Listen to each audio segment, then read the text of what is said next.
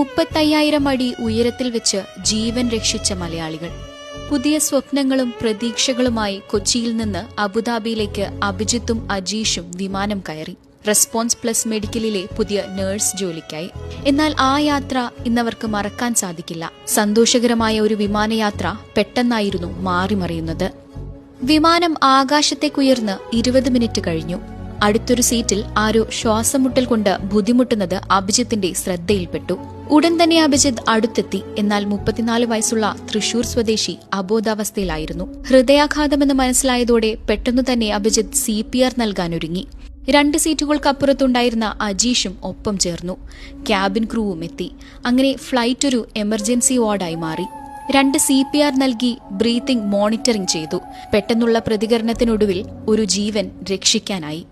ഫ്ലൈറ്റിലുണ്ടായിരുന്ന യാത്രക്കാരനായ doctor IV fluids നൽകി രോഗിയുടെ vitals landing വരെ മോണിറ്ററിംഗ് ചെയ്തു.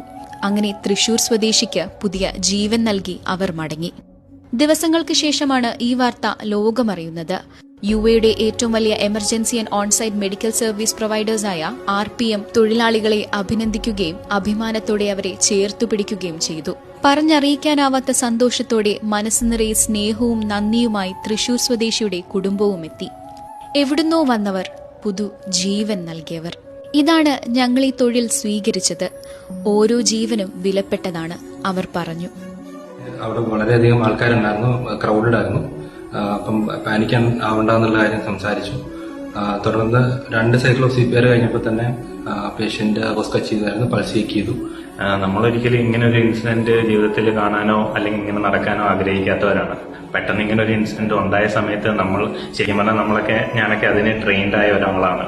കാരണം CPR കൊടുക്കുക, പേഷ്യന്റിനെ തിരിച്ച് ലൈഫിലേക്ക് കൊണ്ടുവരിക എന്നുള്ളത് നമ്മുടെ ഒരു കടമയാണ്. അതാണ് ഞാൻ ഇത്രയും കൊല്ലം നഴ്സിംഗ് ഇതിൽ പഠിച്ചതും ചെയ്തതും.